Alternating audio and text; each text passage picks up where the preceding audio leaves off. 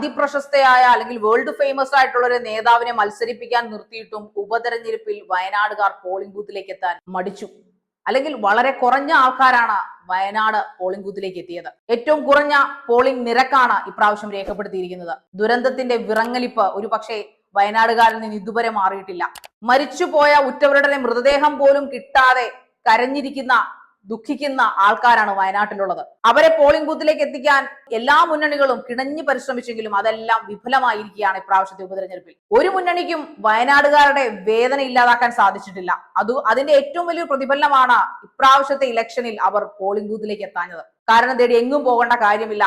ദുരന്ത മേഖലയിലേക്ക് പത്രക്കാരും രാഷ്ട്രീയ പ്രവർത്തകരും ഇരച്ചു കയറുകയായിരുന്നു വാർത്തകൾക്കായിട്ട്. എന്നാൽ 3-4 മാസങ്ങൾക്കിപ്പുറം അടുത്ത വാർത്ത കിട്ടിയപ്പോൾ അവർ അതിലേക്ക് മാറി. വേദനയും ദുഃഖവും വയനാടുകാരുടേത് മാത്രമായി ഒതുങ്ങി. ദുരന്തമുഖത്തേക്ക് എത്തിയ പ്രശസ്ത സിനിമാ താരം ലാലേട്ടനെ കെട്ടിപ്പിടിച്ചൊരു സ്ത്രീ ചോദിക്കുന്ന ഒരു ചോദ്യം വളരെ പ്രശസ്തമായിരുന്നു. അത് വളരെ ഫേമസ് ആവുകയും വൈറലായി മാറുകയും ചെയ്തിരുന്നു. 3-4 ദിവസം കഴിയുമ്പോൾ അല്ലെങ്കിൽ ഒരു മാസം കഴിയുമ്പോൾ ഇതെല്ലാം ഞങ്ങളുടേത് മാത്രമായി തീരും ലാലേട്ട, ഞങ്ങൾക്ക് പിന്നെ ആരും ഉണ്ടാവില്ല എന്ന് പറഞ്ഞ ഒരു കരയുന്ന ഒരു രംഗമുണ്ട്. അന്ന് ലാലേട്ടൻ അവരെ പറഞ്ഞ് ആശ്വസിപ്പിക്കുന്നു, അങ്ങനെയൊന്നുമില്ല, ഞങ്ങൾ എല്ലാവരും നിങ്ങളുടെ കൂട്ടത്തിലുണ്ട്. ശരിയാണ്, അന്ന് അവർ പേടിച്ചത് തന്നെ ഇപ്പോൾ സംഭവിച്ചുകൊണ്ടിരിക്കുന്നു. എല്ലാവരും അവരുടെ കാര്യം നോക്കിപ്പോയി.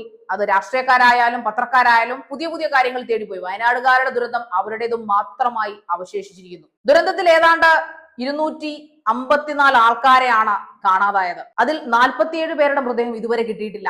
എന്നാൽ ഇപ്പോൾ തിരച്ചിൽ നടത്തുന്നില്ല. ബന്ധുക്കളുടെ തീരാക്കണ്ണിന് ആരാണ് സമാധാനം പറയുക? വയനാട് ഉപതെരഞ്ഞെടുപ്പുമായി ബന്ധപ്പെട്ട വിവാദങ്ങളും പ്രചരണങ്ങളും പോളിംഗ് കുറഞ്ഞതുമൊക്കെ വാർത്തകളായി മാധ്യമങ്ങളിൽ നിറഞ്ഞു നിൽക്കുമ്പോഴും വയനാട്ടിലെ മുണ്ടക്കയിൽ വറ്റാത്ത കണ്ണീരുമായി കഴിയുന്നവരുടെ വേദനകളും കാത്തിരിപ്പും ആരാലും ശ്രദ്ധിക്കപ്പെടാതെ പോകുന്നത് സത്യമാണ്. അത് വെറും വാർത്തകളായി മാത്രം അവശേഷിച്ചിരിക്കുകയാണ്. കുത്തലിച്ചു വന്ന ഉരുൾപൊട്ടലിൽ മരണപ്പെട്ടതും കാണാതായവരുമാരുടെ ബന്ധുക്കളുടെ കണ്ണീര് ഇന്നും തോർന്നിട്ടില്ല എന്നുള്ളതാണ് സത്യം. അന്ന് കാണാതായ 47 പേർക്കായുള്ള കാത്തിരിപ്പ് ഇന്നും അവരുടെ ബന്ധുക്കൾ തുടരുകയാണ്. പിന്നെ എങ്ങനെ അവർ പോളിംഗ് ബൂത്തിലേക്ക് വരും?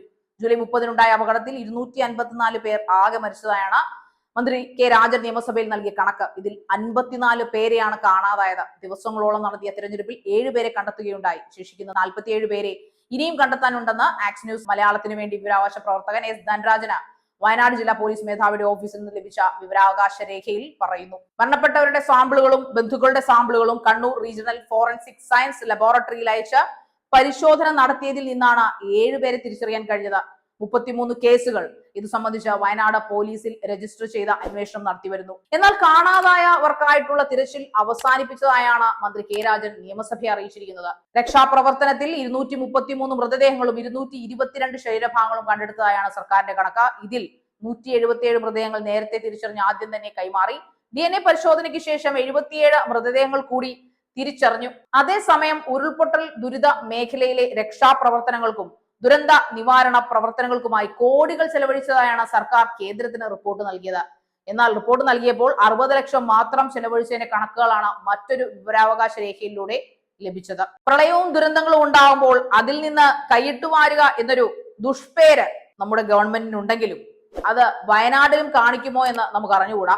എന്തായാലും വയനാട്ടിലെ ജനങ്ങൾ അവരുടെ ഉടയവർക്കായി, അവരുടെ നഷ്ടപ്പെട്ടവർക്കായി, ഇനിയും കിട്ടാത്ത അവരുടെ പ്രിയപ്പെട്ടവരുടെ മൃതദേഹത്തിനായി നെഞ്ചുപൊള്ളി കാത്തിരിക്കുകയാണ്. അത് കാണാതെ പോകരുത് നമ്മുടെ സർക്കാരും മാധ്യമങ്ങളും വേണ്ടപ്പെട്ട ഉദ്യോഗസ്ഥരുമൊക്കെ.